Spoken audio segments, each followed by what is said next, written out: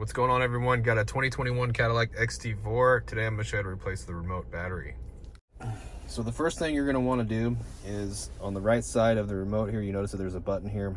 It's going to allow us, we're going to push it, and it's going to allow us to remove the emergency key out of the bottom of the fob. Okay, so that came out like that. I'm going to turn the remote over, and we're going to remove this back panel here. Okay, I'm going to use a small flathead screwdriver, and there's like a little slot right here that I'm going to use to just pry the back panel off.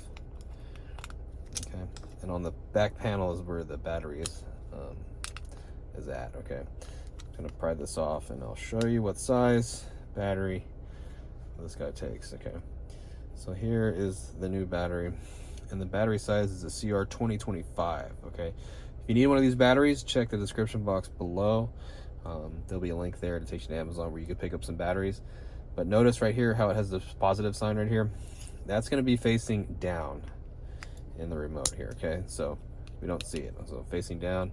Snap it in there just like that. Get the remote, snap this guy back together. Emergency key goes back in, and we are good to go. Well, hope the video was helpful. If it was, really appreciate it if you drop me a comment, leave me a like. See you guys in the next video.